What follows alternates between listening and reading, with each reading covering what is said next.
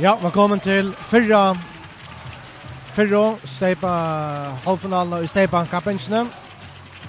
I midtland av 41 og VUF. Det jo eisen bei 8 linjer i landskappensene.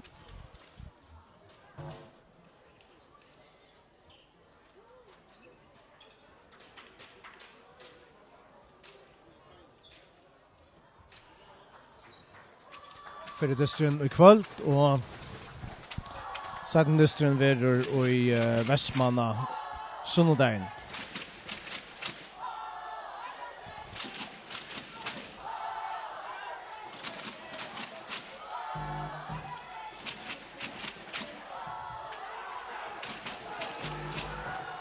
Full høyvuksall til denne distrin. Nekkur høyvuksingar kommer, og eisne Nekkur Vestmanningar kommer til distrin i kvöld.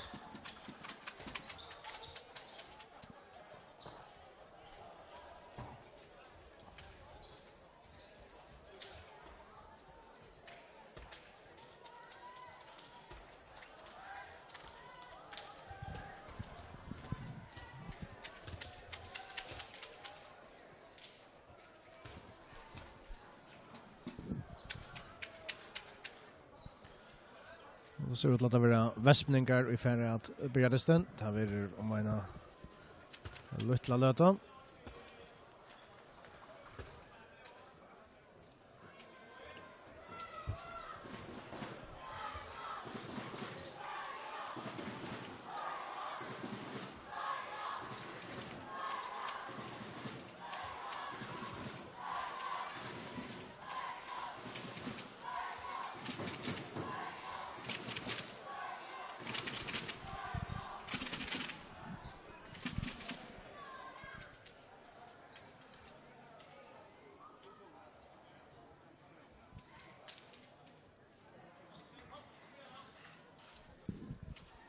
I halvfinalen i kvöld, de vil spalt samståndes, og nere i Hallen og Halse, mellom Narstan og SUF, og de spiller somla i sett nå.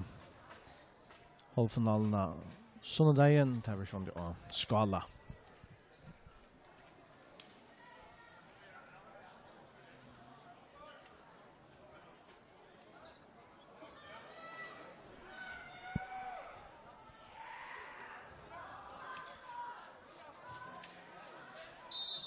Så vi klarar börja. VUF, vi första all upp någon. Vi ger sig halvfinalen. Archie Eisnes till Julian Olsen, till Filip Jojic. Och så Shooter Olsen av vänstra vänchen.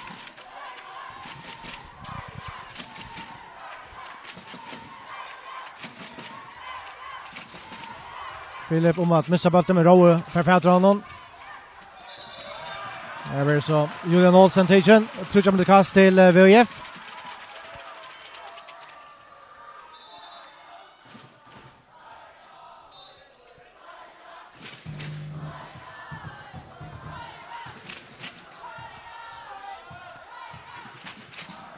Archesnes till Julian Rowe, Filip Jojic skjuter och han fer av stanchna och så han fer Aram Fädran.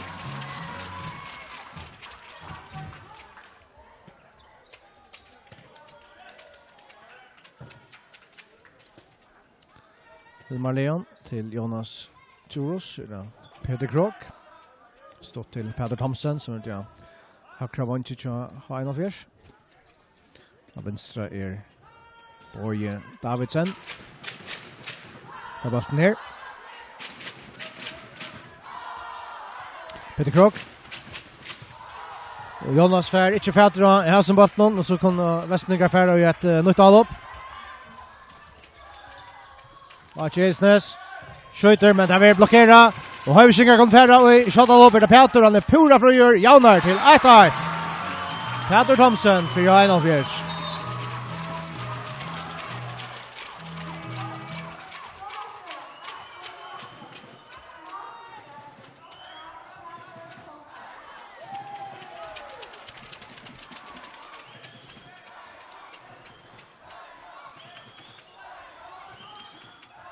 Rolla Magen. Aiche.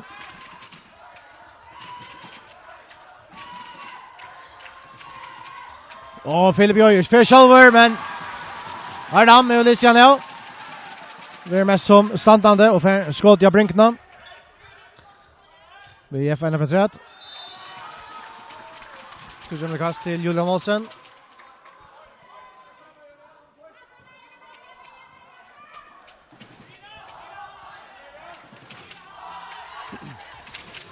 Filip Jojic. Och helt vi kör affär. Ett nästa stång ut.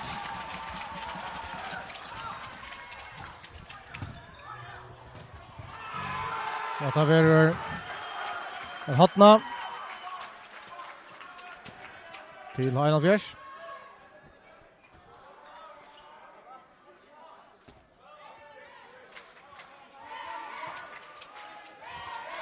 Framvis spelat ena målet och det har spelat i 30 minuter.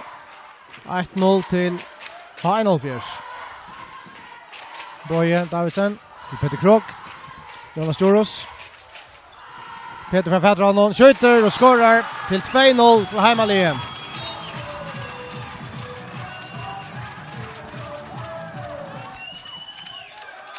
Och efter gott väldigt spel från Heinald Fjärs. De tar ett gott kors till Boje Davidsen.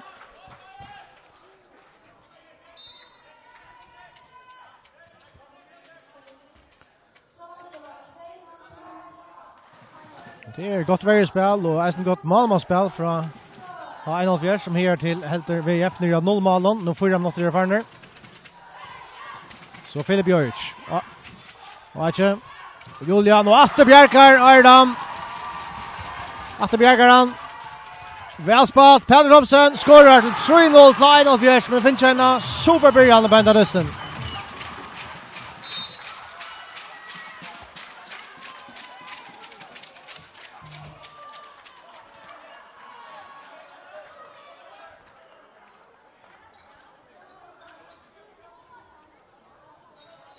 Så jag om VF kan komma vid Akron Jesson. Alvnon, Julian Olsen, Roe, Archie Elsnes, Filip Jojic, Julian Olsen. Och tar att spela sig av botten. Archie Fädralnon och skjuter och hesa för han in. Stunch nu in. Archie Elsnes, första målet till VF i kväll. Och vi skickar Chatta, Färjalop, Peter Thomsen. Jonas Joros kan skjuta. Men kicksar fullkomliga av botten och så spelar där sig i avian.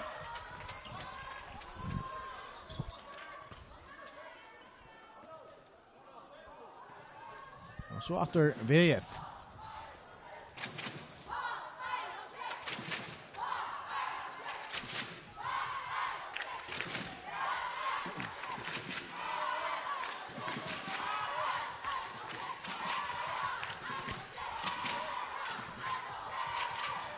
Filip Jojic till AK Esnes under skott men han får bant av Peter Krok och Høyviskar färra vi fotlare för och ett av blå mål. Ta verda. Boje Davidsen skorar till 4-1 till Heinald Fjärs.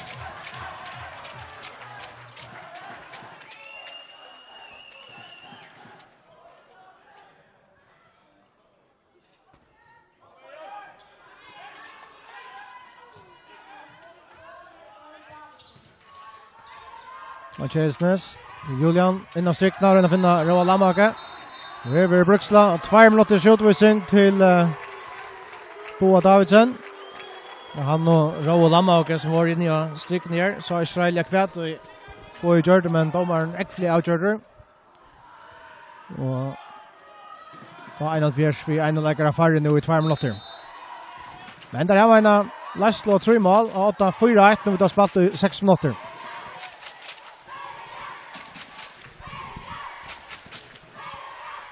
Jag har spelat ut av styckna i vunchen. Och en affär, Ardam som har spelat fram ur i början. Tegerskottet från vunchen till VF, Andreas Eriksen.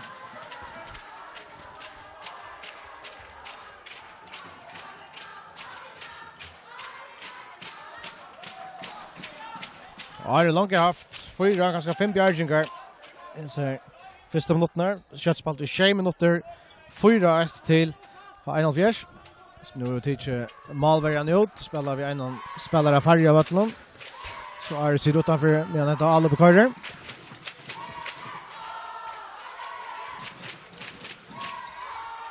Jonas.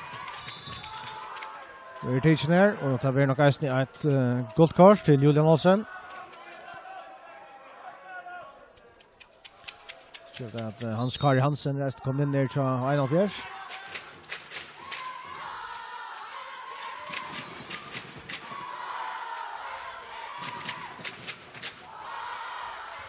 Det var ner. Jonas Joros välspalt och här skora till 5-1. Serago börjar ner från 5-1 till Höjvikingar nu 8 minuter i varje. Bara 20 sekunder efter det utvisningen Chadamon. Till Bjojic. Atte Bjerkar Ardam.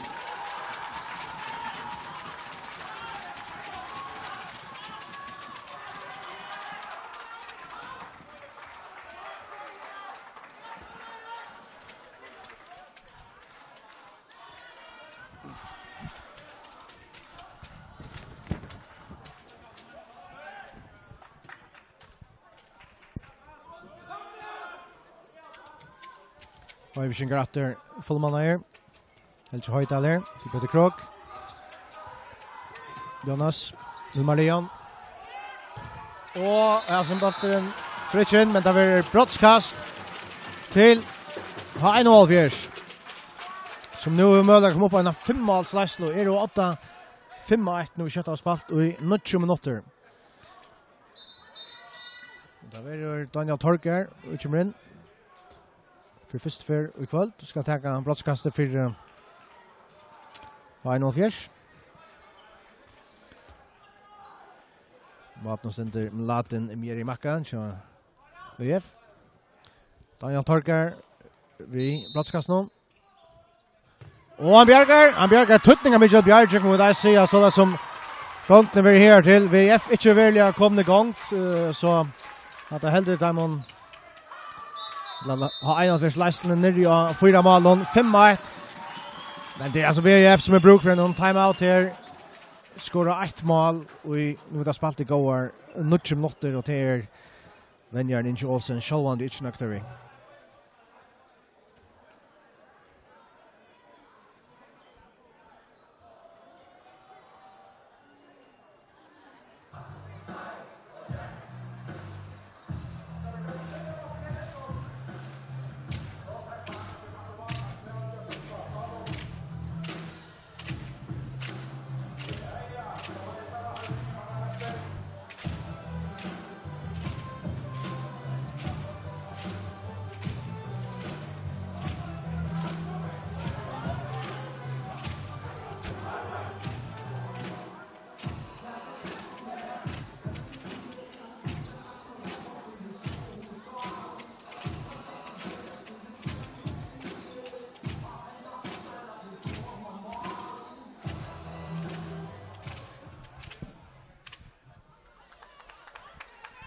Så för det står kött att Beater så gör att Bjärsli Hansen är kommit in för VF och högra bank.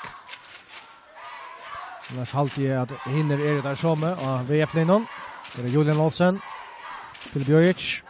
Julian Achesnes. Jola Maga.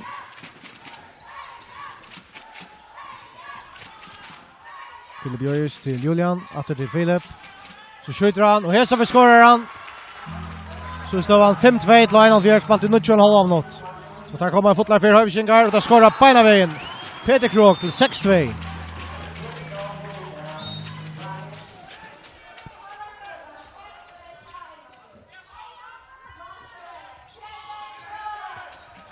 Den där finner Rowan jag stig, men där missar bollen.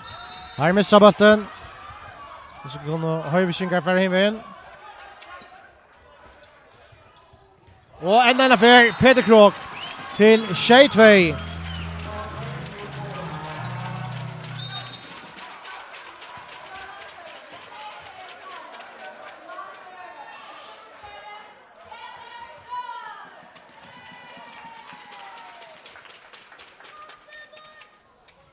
5 mål av måned. Det rettelig tølja, det bare spalt i 20 minutter, og her Filip ganske vi har vært Øysens master, men Vestming har varmet debatten.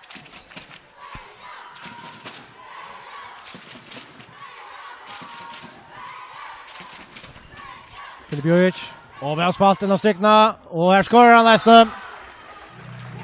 Raul Amauge til Sheitrui. Har en av 8-4. Jonas Storos. Og han ferdig målet. Han ferdig målet. 8-3.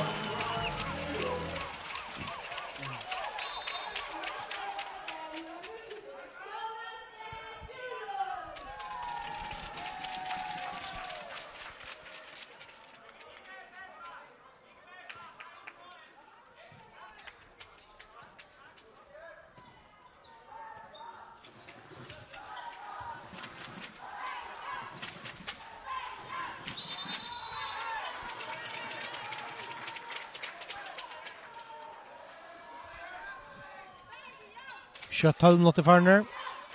8-3 til 1-4. Framvis VF som var strøyast vel herrer for den eneste målet. Ja, bare finnes det 3 her til. Her er Filip. 8 sender 1-4. Og hatt skott over fra Julian vil blokkere, og så skjøt alle opp her. Han får ikke færre bøttene, Laten, Helder Hasson. Og har vi VF her nere i Ivitalje løttene, Boyers kommer etter den. Filip Jojic skjuter og skårer. Så det 4 mål av måned. 8-4 til 1-4.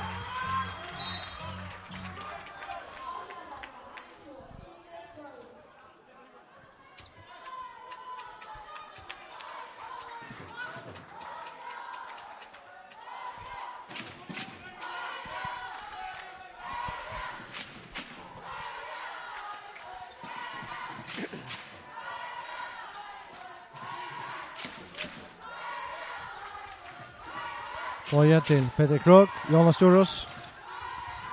Og vel spalt Peter Krog, og Eiste vel Bjerka, men det får fædre bolt natter, og så lett om av 4. Og her skal han altså skåre Boje Davidsen. Først i at vi en god Bjerking fra Laten. Og her VOF, som nå ganske spekler vi at Sverre Atter, her er det Sjure Olsen, som skårer så 3 mål av måned, 8-5 til 1-4.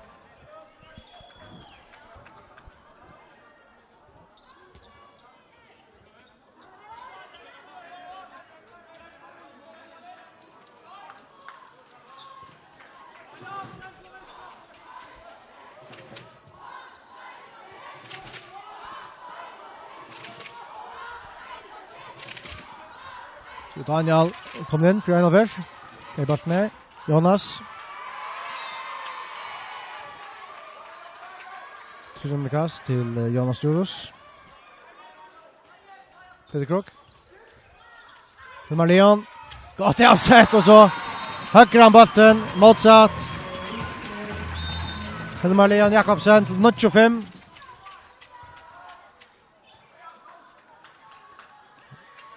Det var et øyligt avsett. Hilmar Leon.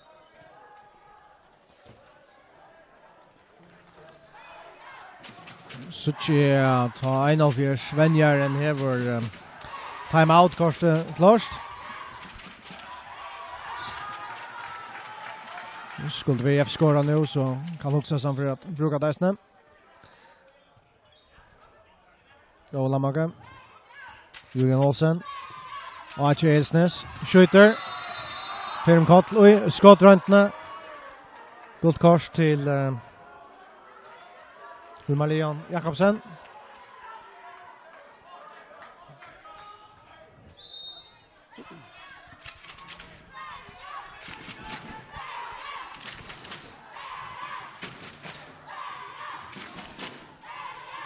Filip Jojic till Julian. Archie Elsnes. Janne Shota. Och det gör väl. Det gör ser väl. Akkurat för fjärde. Står nu 26 line fjärs.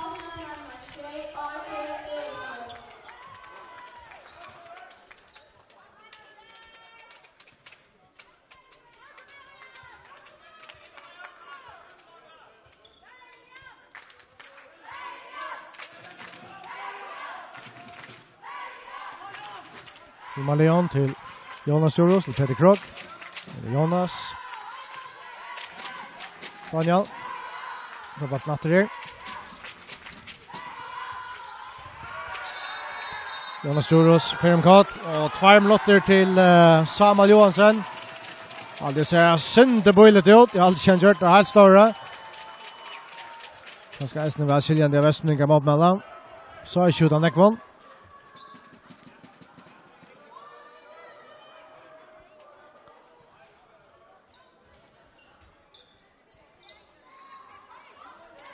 Gilte möjlighet att ha en av serien att öka om Lastla är 8 vid 3 mån, 96. Nu, en lägger av flera vattnen. Jonas. Peter Krok. Skjuter, men tar vi blockera. Hotna till H1-4.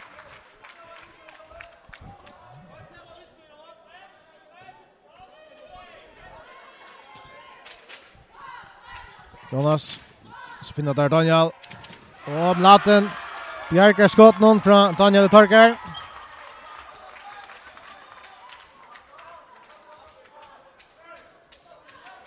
Västningar skiftar målvärjan ut. Där är en läkare färre. Då vill Lamauger kommer in och strykna.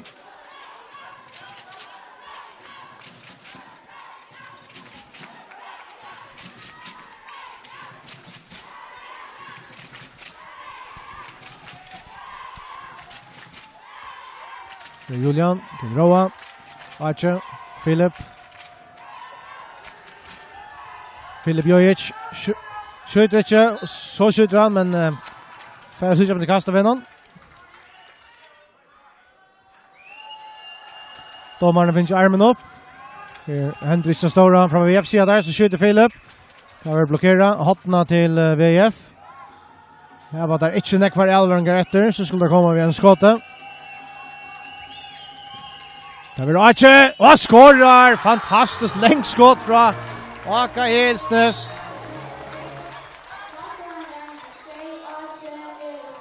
En av timerna som hever så mycket gott skott att han är och att klara detta. Vi har spalt där, Peter Thomsen och Atterm, Laten, Jerry Macka. Man ser börja ha en av fjärs malvärjen, det distan väl, Ari Dam, han tog oljan vid början, så aldrig att spekla nu är det malvärjen så Västningen som är vi att Brøyda distan synder til Terra Firmon. Nu bara 2 mål av måned. Det var 1-5. Ja, 1-8, 9-6. Nu vill ha spalt i 8 minutter. Arche. Och att det skorrar. Arche Eilsnes. Så är nästan 9 måneder. 1 mål av måned. 9-8 till 1-4. Jonas Vertichen att de har blivit ett brottskast. Terdeisne. Brottskast till 1-4. Ønskjen utvisning. Nei, det er det ikke. Jonas for sjølver at peka brottskastet. Jonas Joros. Og Atter Bjerkar han! Atter Bjerkar, Mlaten.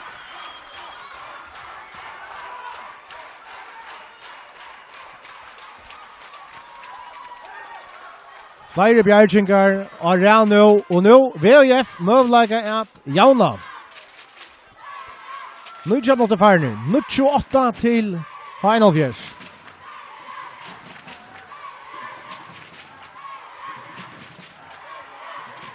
Filip Jojic, Sjurur Olsen til broren Julian.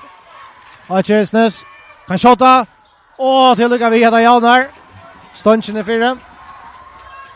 Høyvskikkar fotlar for Hilmar Leon og Atte Bjerkheim Laten, men jeg vil sveise brukt for en 20 minutter kastet. Høyvskikkar skift Malverja. Innekommen Jens Skjebergøte. Og så Beyer har 1-4 som timeout, og til velskiljande til Hese Sysløtene har det vært VUF som har haft en serie. Vi har haft en serie godt, finnes flere mål, og samståndes Malverjen Chadheimon teacher en riktig av skåten fra H1-4.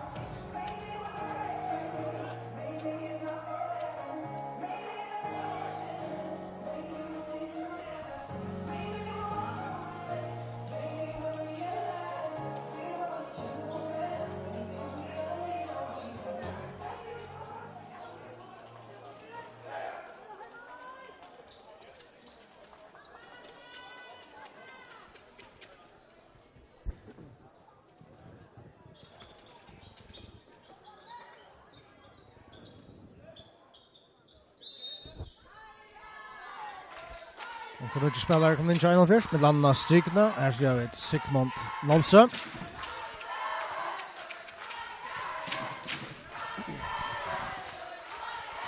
Jonas till Hilmar Leon. Kan han skåta? Nej. Filmtott, tycker kast.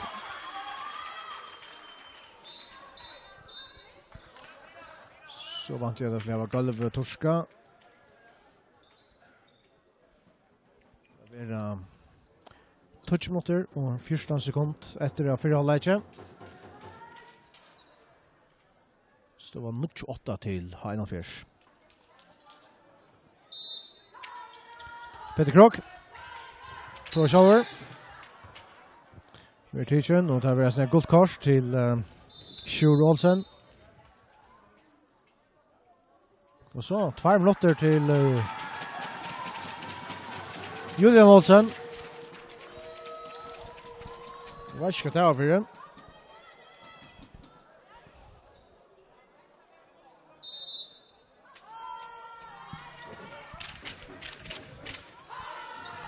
Peter Krok, Himalayan, Peter. Jonas Joros skjuter och Arthur Bjarkar Mladen Mjerimaka. Vi kan någon form i lötnen.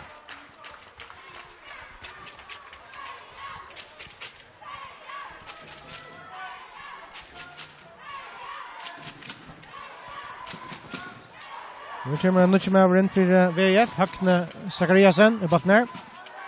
Och nu. Philip till Hökne.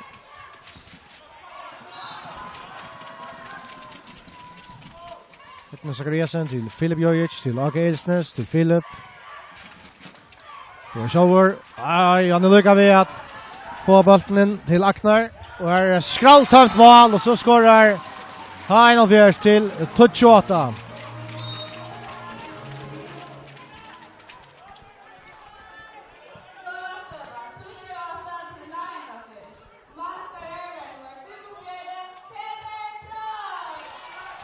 Aknar Johansson helt fram en ja, strykande från VF.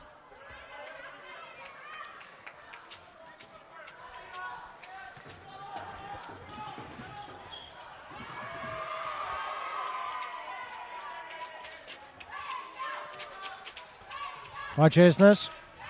Philip. Och här vill Halla väl och vilja i trötstan Jonon. Och där vill resten ett guldkors till Sigmund Dahl.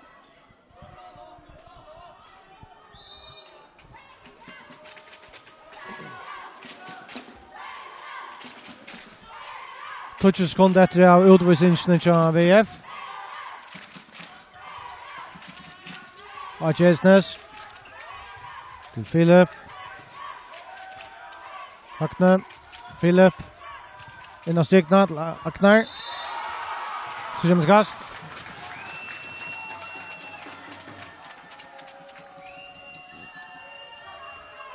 VF att fullmanna. Så skjuter där. Minkamonen. Bara ett ball av måne. Touch och nudge till Heinolfjärs nu. Philip Jojic skorar. Men alltså VF att fullmanna Julian Olsen kommer in att rabatten.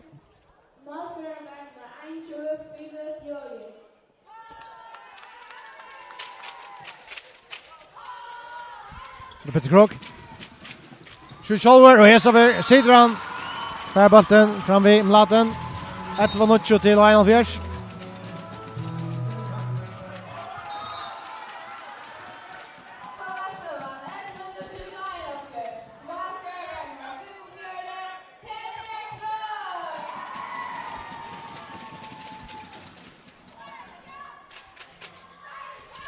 Julian. Vi är teachen att trycka med kast till VF. Shame not rätter. 11-0 till Heinolfjärs.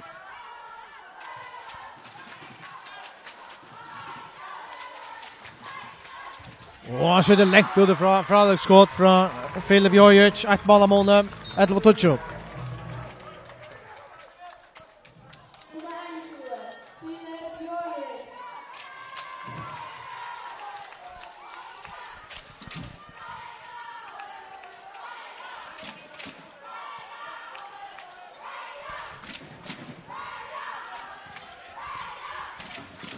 Peter Krok.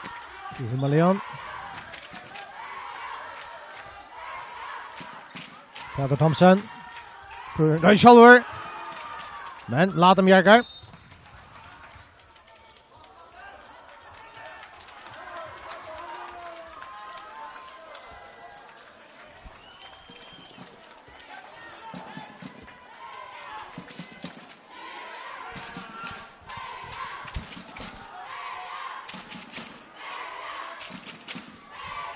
Så VUF vi möjliga att jauna nu att han vill ena mål. Philip skjuter men Astanch nu ut.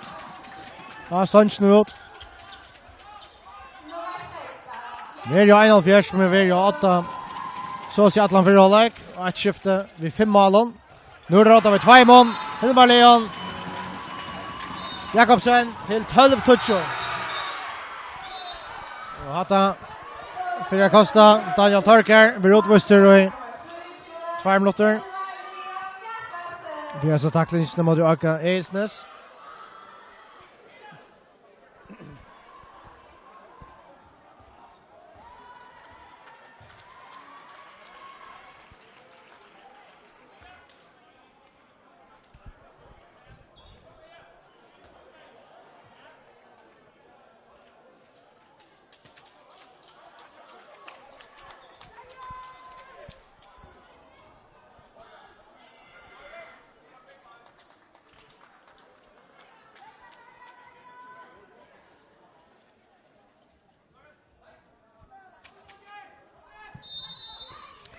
Så klart att börja där.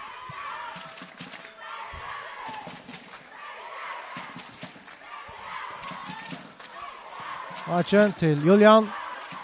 Tillbaka. Björn Jansen. Archesnes. Ja, vi blockerar över. För att fatta det så tar Höjvikingar och så skulle Peter över Pura Fröjer där. Nu skorar. 13 touch till Hein Olvers.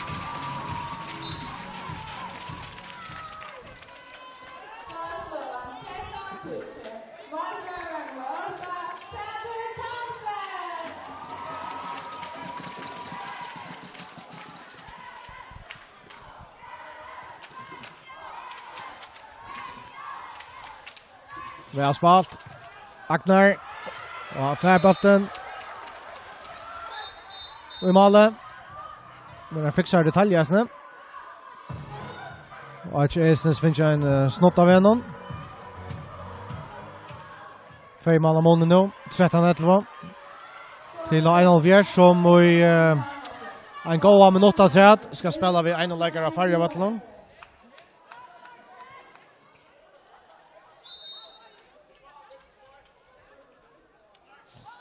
Tar tacka Malverian ut. Jens och Skipagöten till Alova.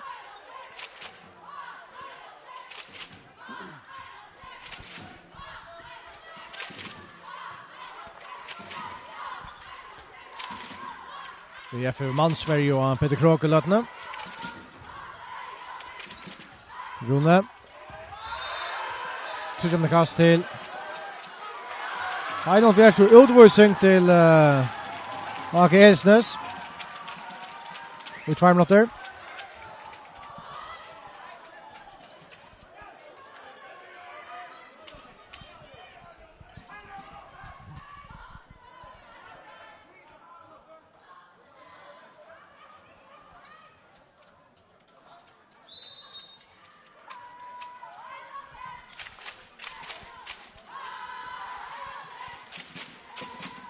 Peter Krok.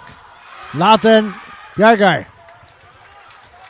Tvärrandan, det gör Höjvikingar. Hoppna.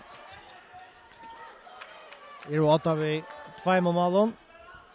Färre kött av fullmann är efter 15 sekunder efter att ha utvisning. Håller andra mot rätt utvisning till VF. Peter Thompson skorar till 14-11.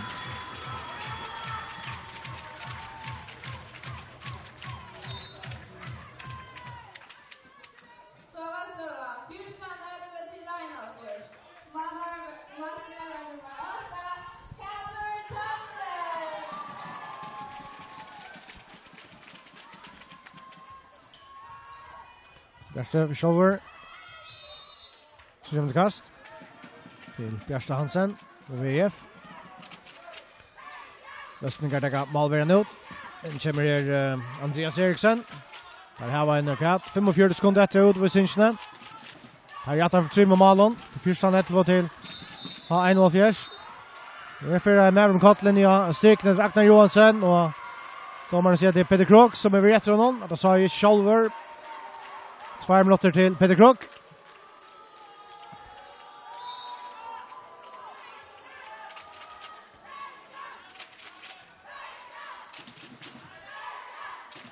Philip til Julian. Og så om han missar bollen, men han får fædre honom. Philip fram inn til Aknar Johansen, og han skårer. 2 mål av måneden nå, 14-12. Til 1-4. Tar har vi en god ankret, 1 minutt og 35 sekunder etter utvisningsene, med Vestningar blir fullmanner om 20 sekunder.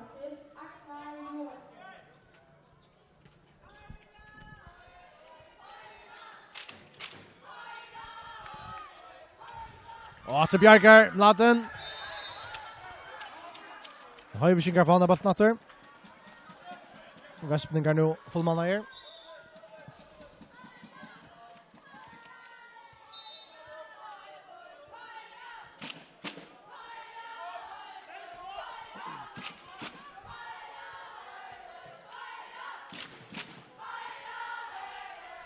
Rune Høygård. Baltnatter. Og man slutar sig kjøtten til Kjeran. Vel kjempa, ja. Rune Vest Høygård skårer til 15-12.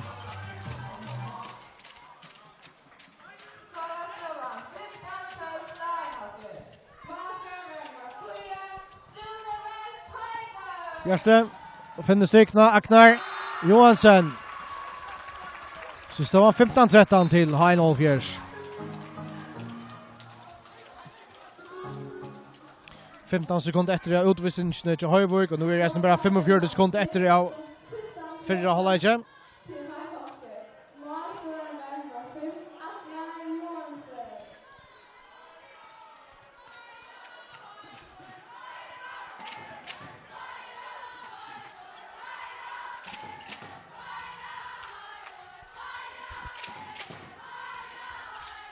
Rune Atter, fra Jatten Kjolver.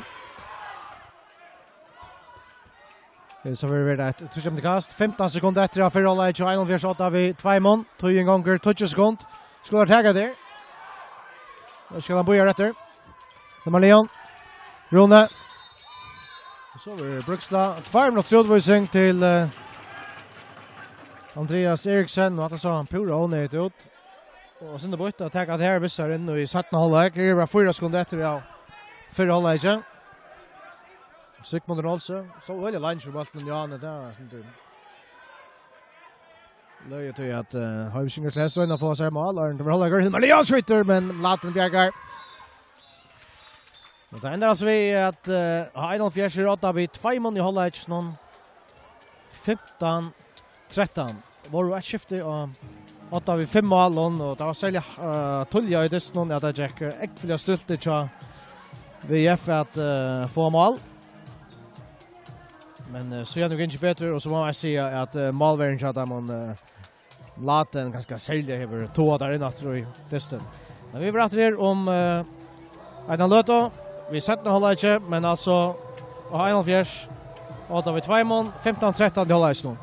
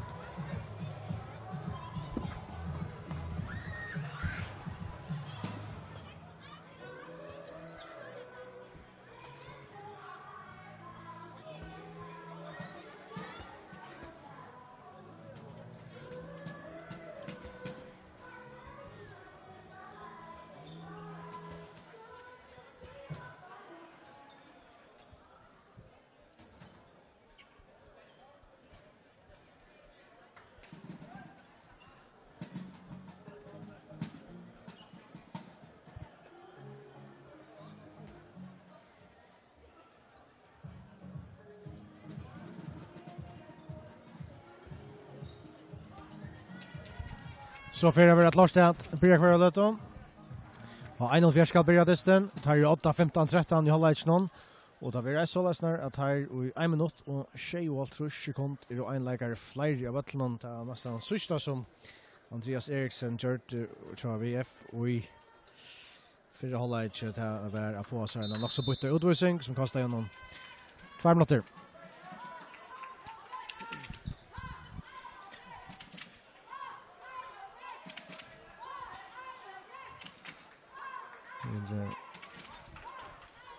Junne. Ja, min kom in kanske den sista kvarteret. Nu skorar Peter Thomsen till 16-13.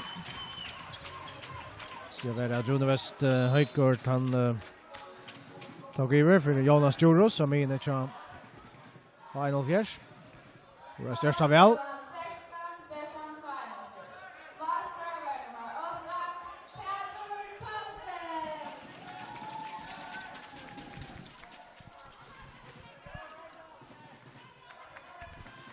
Julian Olsen, Filip Jojic. Det är nu Peter Krog.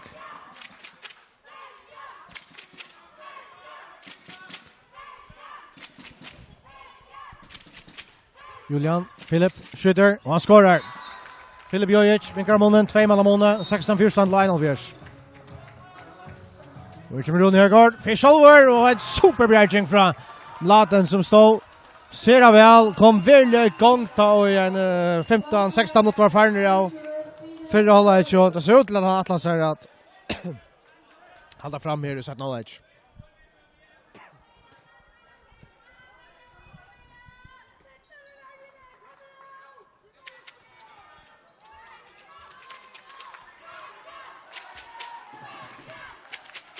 Filip Jojic. Julian.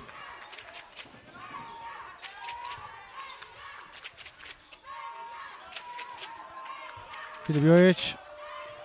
Väl spalt. Schurer Olsen skorar 1 mål av månen nu.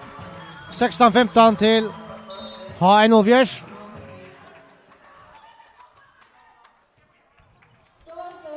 Och så är det vi erfarna efter Fallmanna här. Andreas Eriksson kom in.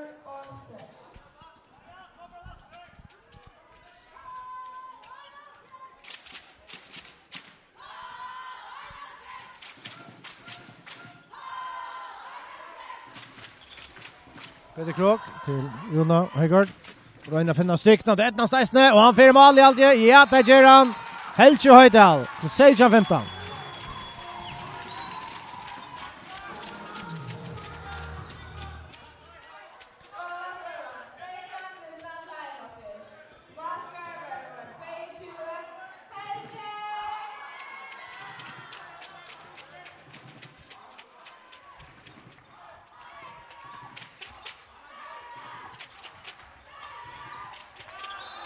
Gott, very spel från Helge Filip Jojic.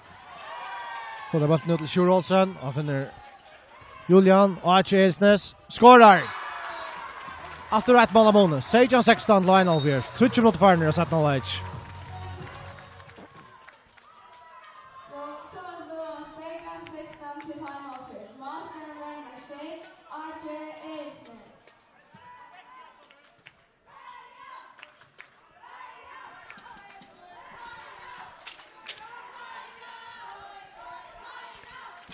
Daniel Torkar. Daniel Schalver kommer efter en skotte. 30 minuter kast.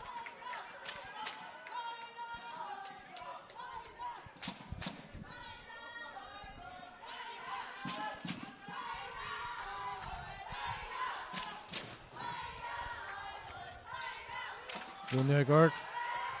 Pat Thomsen. Peter Krog. Armin til domaren Efern upp. Helge Høydal venstre vel og skårer til 18-16.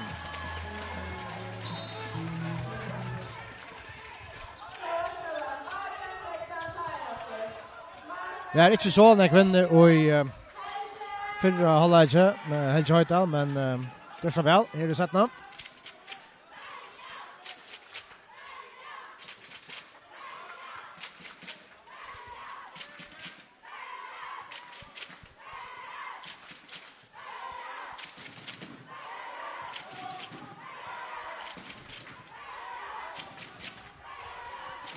Kjøtt 5 minutter farner. 18-16 til Einolf Fjers. Julian Olsen. Skjøtt Kjolver og skårer. Og Einolf Fjers har gjør en kjøtt av. Rune til Trent Arke. Peter Krok. Kjolver. Skårer. Til Nøyjan Seijan.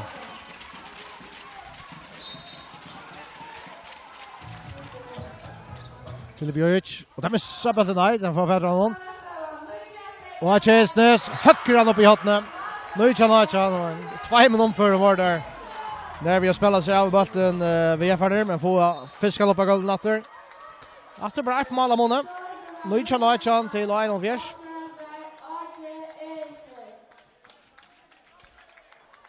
Som løtte seg 8 fra början och i förra halvlek och där var haft Leicester Atlantisten och höjskinkar. Att skifta var 5 mål. Nu är Einon, nu Chan. Himalian. Det är väl teachen här, ja, Roland Mauge, gott för spel.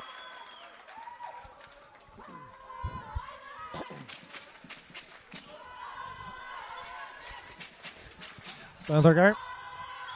Spelar väl styckna till Helga Höjtal. Han skorar till 20-18.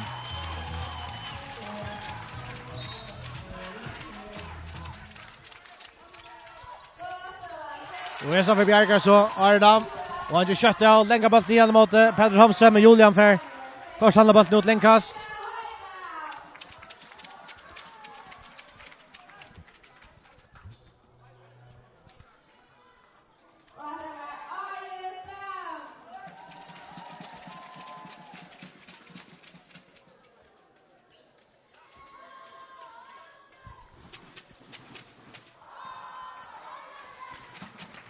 Tredje Peter Krok, men det er kicksamhetlen Tarboar.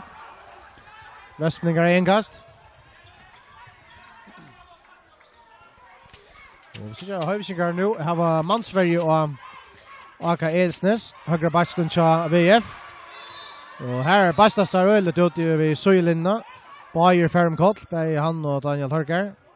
Så jeg vet ikke hva dommerne sier. Kanskje bare ta et større rolle ut.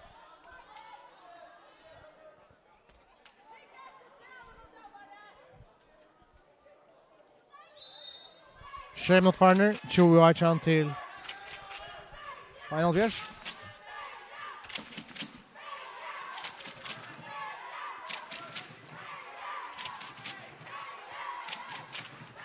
Det var slanche at der står i Aka, Jeras Ishmar, Filip Jojic, skjøter, skårer! Efter 1 mål av måned, 20-19.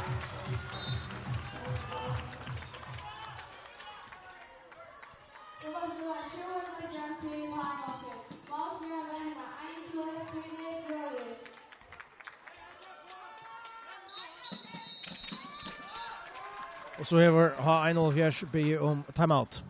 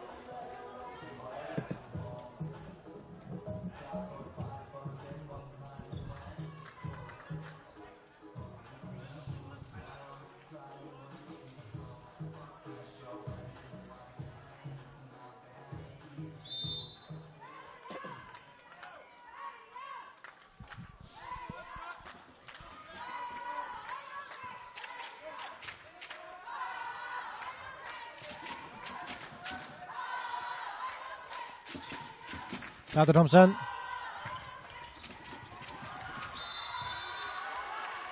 Det är till kast till Einolf Fjers. 8 minuter kvar. 20-19.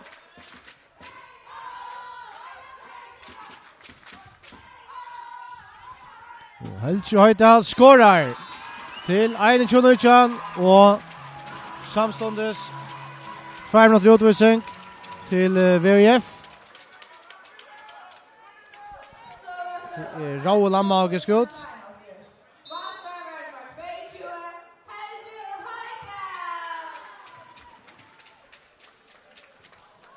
Ein Chunuchan til og 1-4 så tar vi altså en med i uttalen nå i 2 minutter.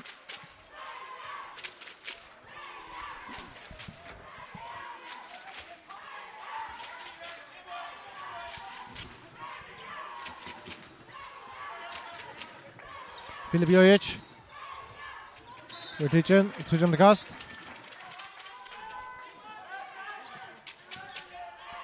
Julian til Filip. Julian Olsen. Gasson. Achesnes. Over Stichen. Godt veldig spill løtene fra på 1-4. Her var det Sigmundur Dahl.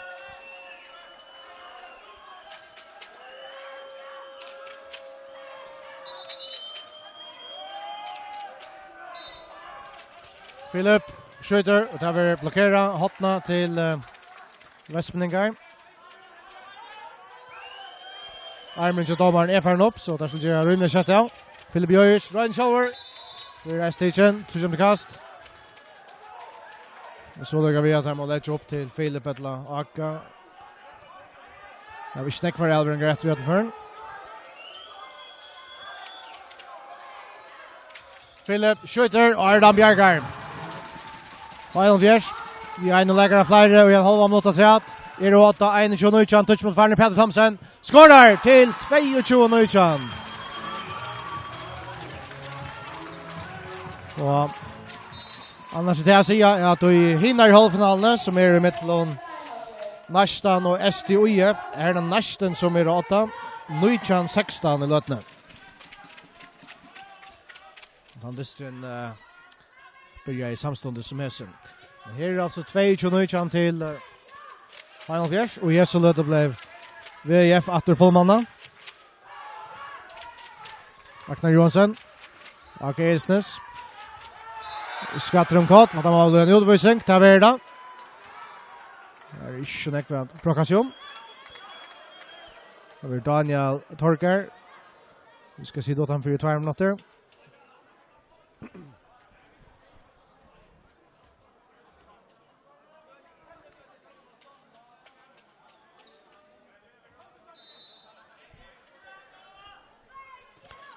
Julian Olsen til Filip Jojic. Julian til Ake Elsnes. Til Andreas Javansson. Nei, han fer i sygen etter. Og 1-4. Hver var det frimålslestene. 22-19.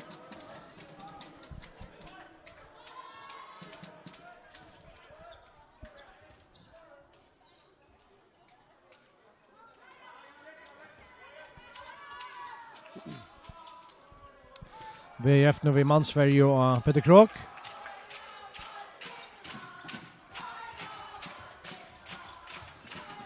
Kater. Jonas. Peter Thomsen.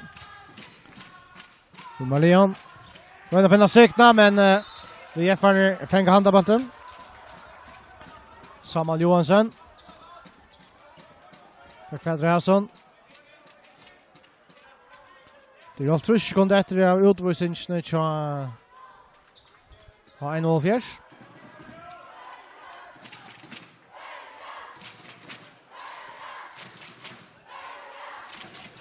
Filip Jojic. Schalver skårar. 2 mål måned, 2-22 til 1-4.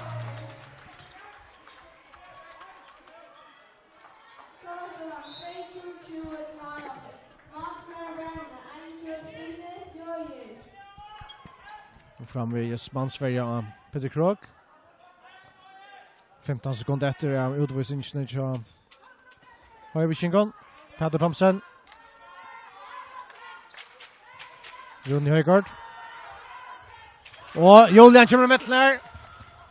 Nei, jeg får han ikke til kjør, og jeg vet ikke hva han er kjøtt, men jeg var altså ikke en mal med Malen. Kunde jeg skått Kjølver.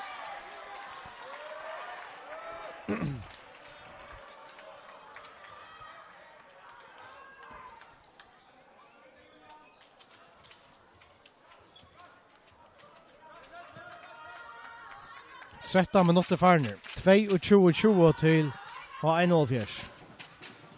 Rune Høgård. Han får skåra. 3-20.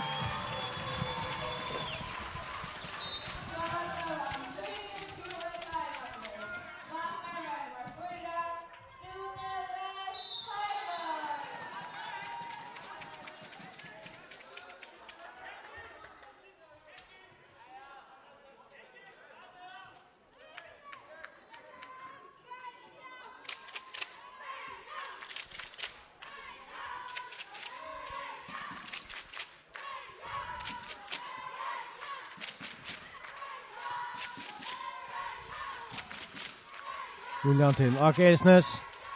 Gör det själver och sätter den i kassan. Mikrofonen 2 mål mål. 3-21 till Lionel Fjärs.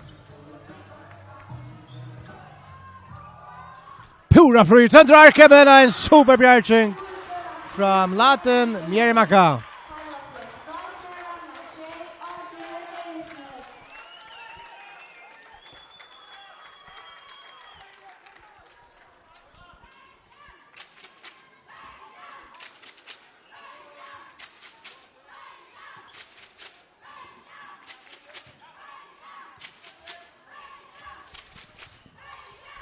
Filip Jojic. Och tvärståndsna och så är Boje Fröjer, Boje Davidsen. Jim Fröjer mot målen och han skorar till 24-21.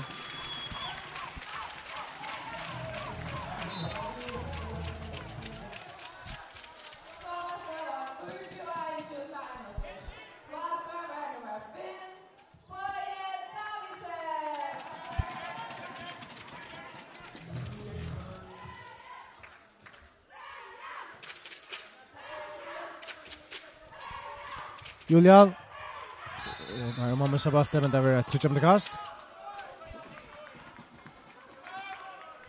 Satt ni håller hållrunden. 4-21 till Final Fjärs. Filip Jojic. Skjuter. En goda meter vid sidan av målen. Peter Krok. Sönder Arke men kastar handa bollen ut i Ankermannaland.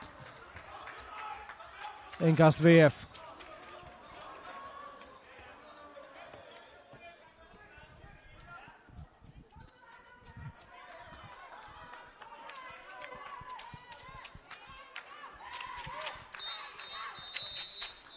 Och så då VF som ber om timeout.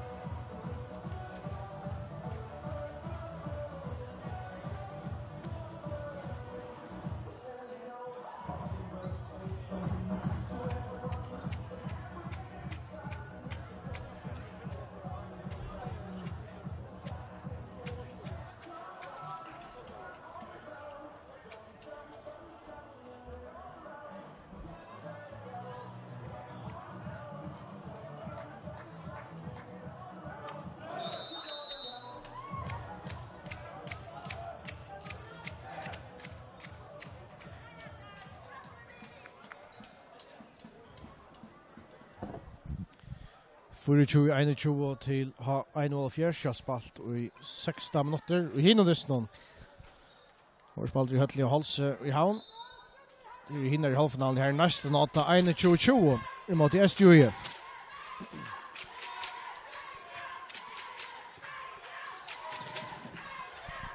Filip Jojic.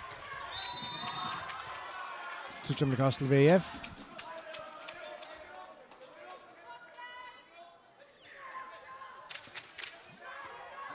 Julian. Laka.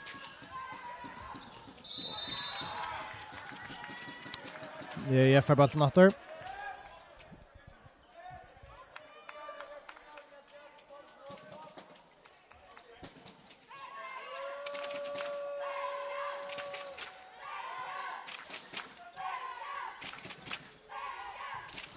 Och fänger den bollen sönder Arkefäran.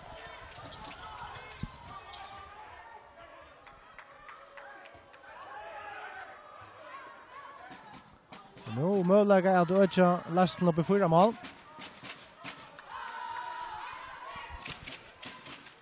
Boy Dawson. Jonas. Skar nu högra backen. Skar Hansen.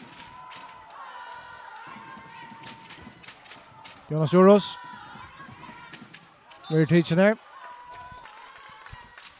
Switch om det kast till 1-4.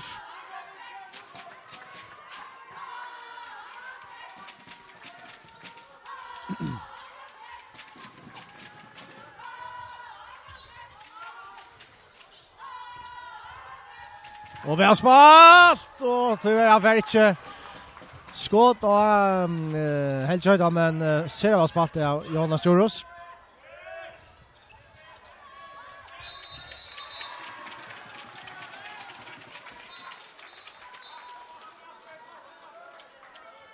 Så golvet torskast.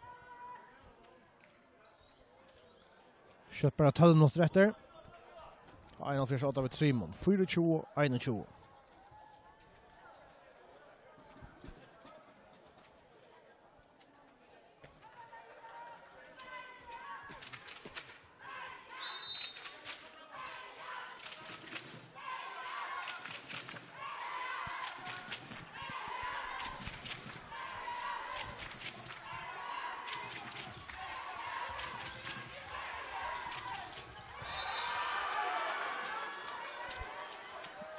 Det Bjärste i fremkall, och så som kast till VF. Filip Jojic skjuter och Arbjergar. För färra sånt där ger höjbeskänkar. Och så kommer där sätta färra. Han listar sig då någon kvar Västningar mest som kommer på plats. Det är där.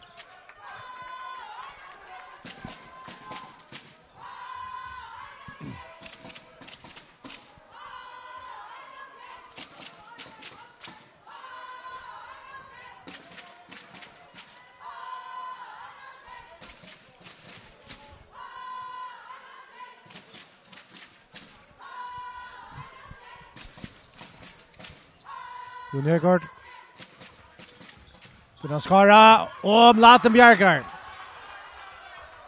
Och han är en stor area av att VF bära i rattan för vi trimma mål. Det vill säga vi alla kväll. Mlaten Bjermacka VF målvärden.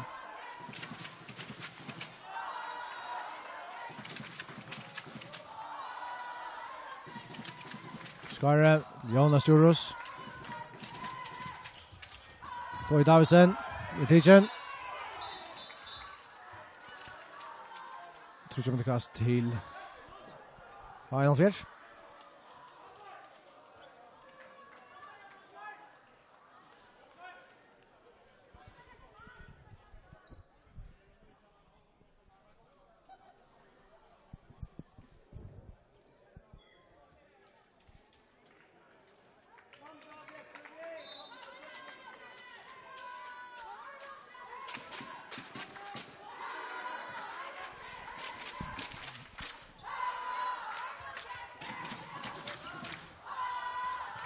Skara.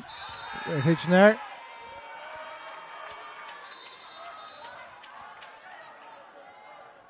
Så kommer det kast till Final Fish.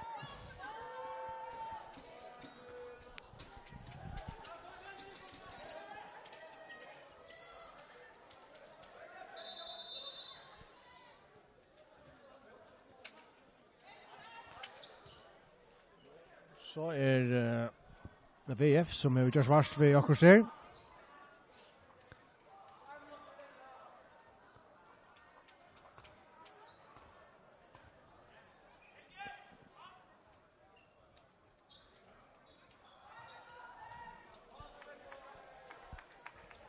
Dommeren får nå til dommer Eklajeren.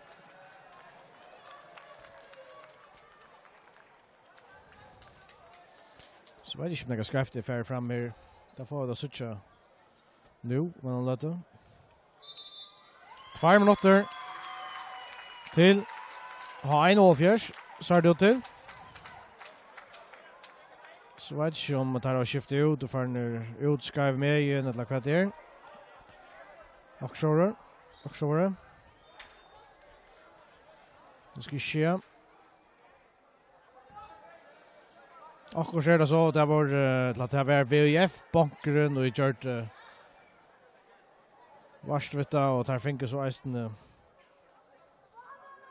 vi allt från domaren.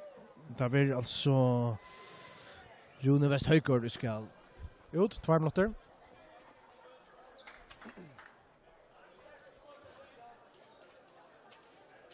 Og det kan bli återst.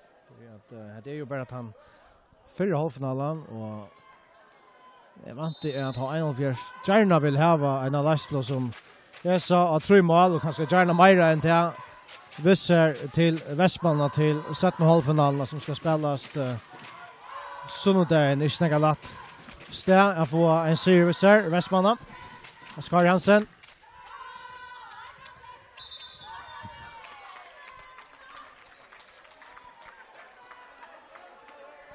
Touch om noe etter.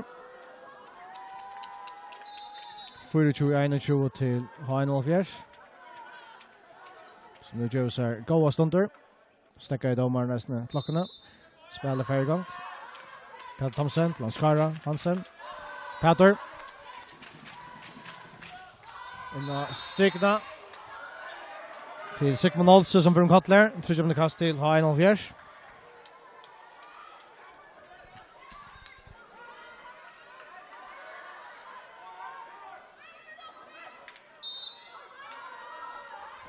Peter. Lanskara. Jonas Jonas skorar till 25-21.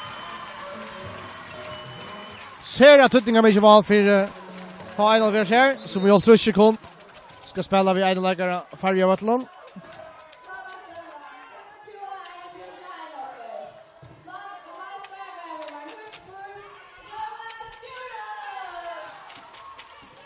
Philip. Matchesnes. Blockerar över.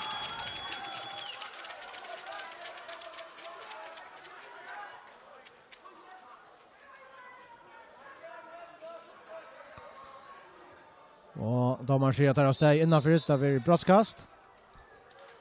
Har vi nog Filip Jojic för att täcka det.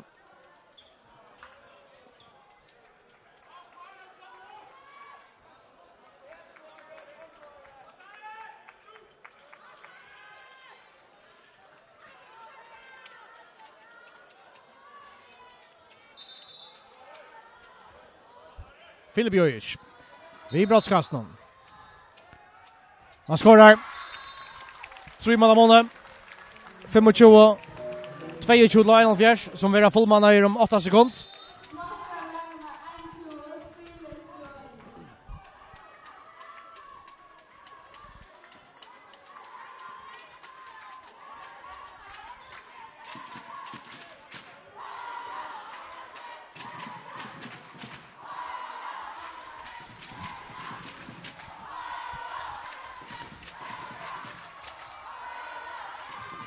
Peter. Skare. Jonas. Får bollen til Boa. Davidsen. Ladem Jäger. Filip Jojic.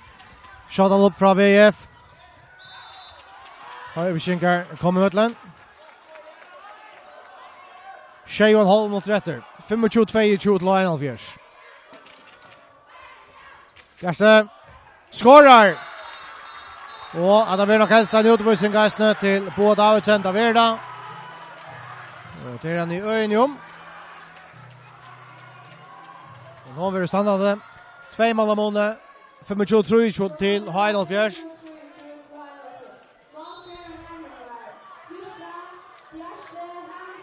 H1-4 stikker Ara Damme ut, Malverjan. Nå tar det en leggere færre.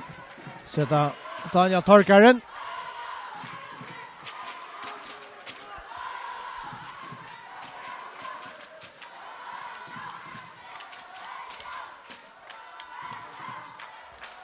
Jeff i Mansberg og Peter Krog.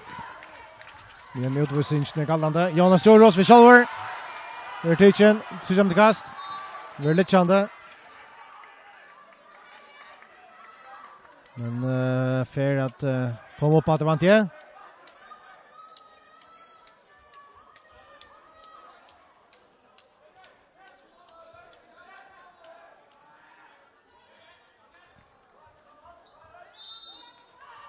Peter Krok.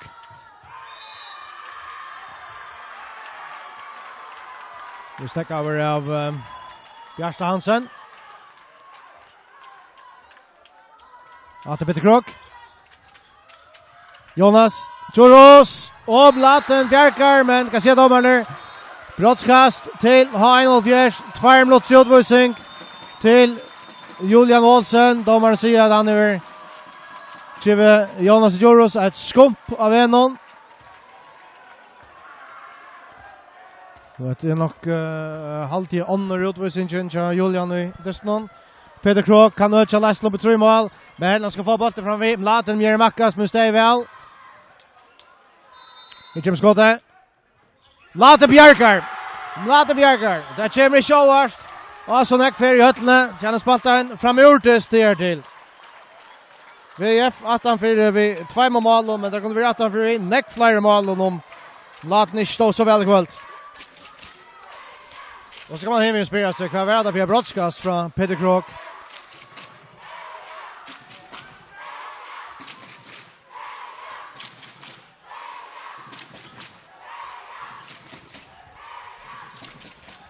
Filip Jojic. Trimtekast. Halve minutter etter utvisningsene til H1-Fjers. 1 minutter og 16 sekunder etter utvisningsene til VUF. Gjerste. Andreas Eriksen. Og Kjæsnes. Han lofter ikke bølten noen. Aknar Johansen. Skulle han lofter ball. Gir oppe.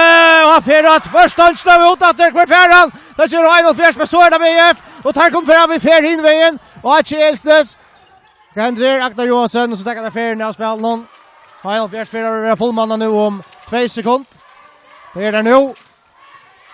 Og der lykker vi å fenge den bølten, men han får utlinkast. At han maler videre, ikke vi kjent. En hektisk løte her. Nå er vi norskast at det bare er 5 minutter etter. 25-23 til H1-Fjers. Halve minutter etter av utvisningsene til VUF. 5 minutter etter nå. Filip Jojic. Så kommer til kast.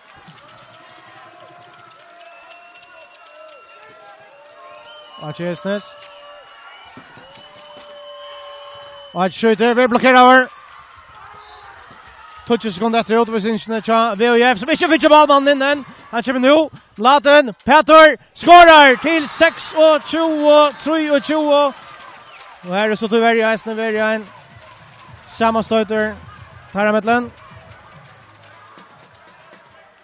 Mladen og Peter Thomsen.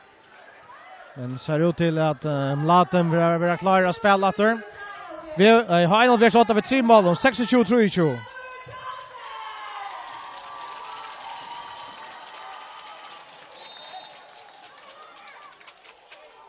Fyra och en halv minuter efter.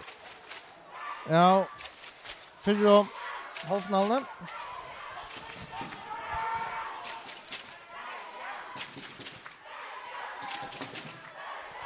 Det är mellan VUF och H1-Fjers. Filip, Julian, Achem. Filip Jojic, Fjärstansen. Ferraer. Så det Schurer, Julian. Filip Jojic.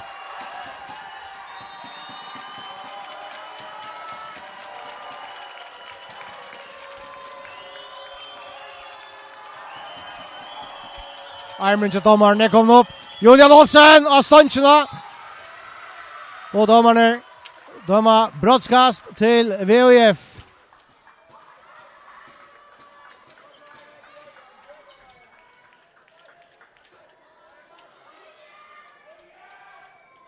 Filip Jojic. Skal tenke brottskastet. Ardan Malnon. Og fikst fra Filip Jojic. Skårer 2 mann av måned. 6-24 til. Ha 1-0-4. 30 minutter og 16 sekunder etter. Ha 1-0-4 spiller om timeout.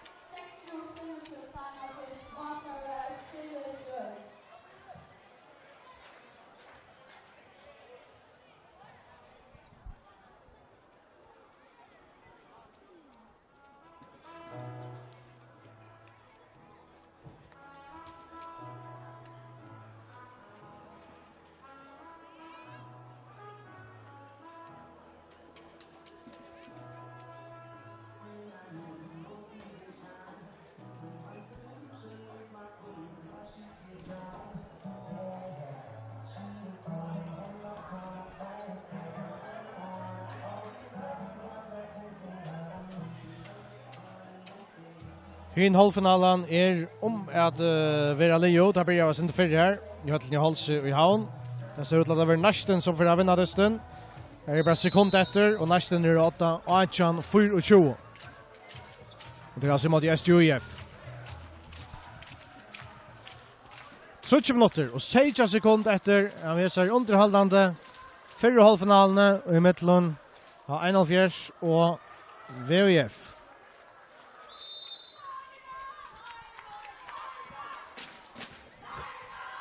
Så får dere gang etter. Peter Krog til Skara. Jonas. Peter Thomsen. Skara. Peter Krog. Jonas Joros. Og kan så. Det blir Daniel Torkar i skårer til 22-24.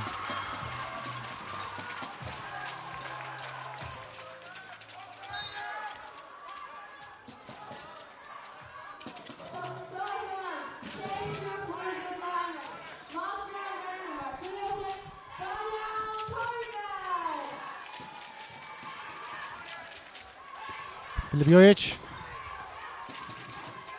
Til Julian Olsen. Og Chesnes. Filip Jojic. Kan dra vi. Trudja med kast til VF.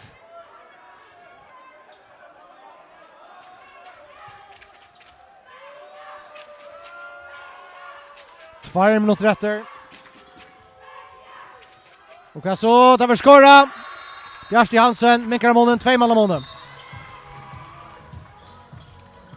Jonas Joros. Stekker over. Trudja med kast til Hein Olfjers.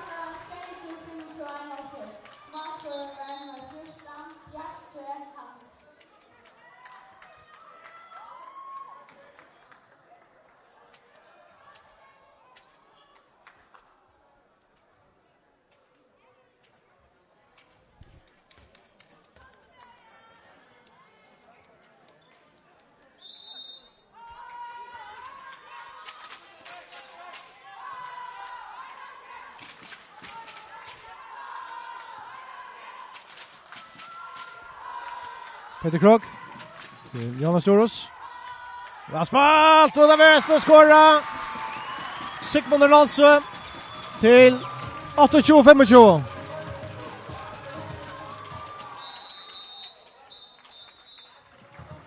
Så blir VUF om timeout.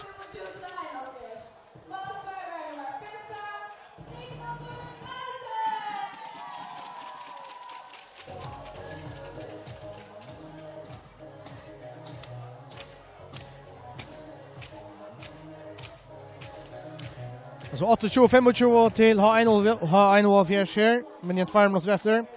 Narsten har vunnet henne halvfinalene, som har spalt i havn mot SJUF. Der vunnet 28-24, så vunnet jo ikke avgjørst enn.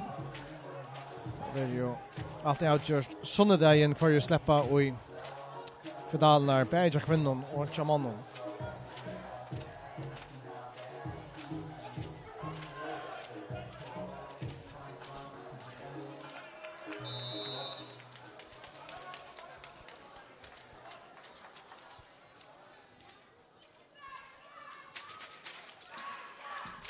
En minutter og 18 sekund etter Final Fierce 8 ved 3 mån. 28-25.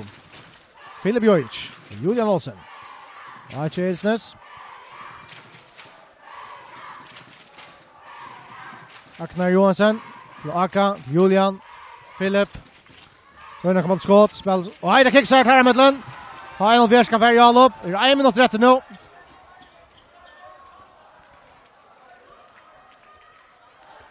Og det kan vel også så der takke et lekt all opp. Og der kommer til Vestmann av en 4 måls Laslo, så det ser godt ut til dem. Løten har der 3 måls Laslo. Det er noe heldig ikke gale. 3 sekunder etter. Jeg synes det er noen. Daniel Torger skårer til 25. VUF har 22 sekunder av svær atterøy.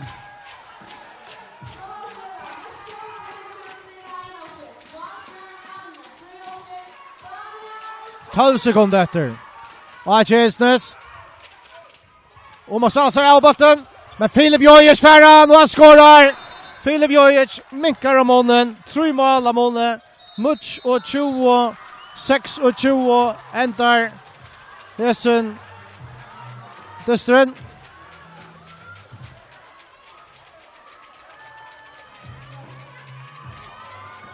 Så jag domarna skulle lycka ta sig samman. Ja, jag har alltid att det här är Leot och Färre.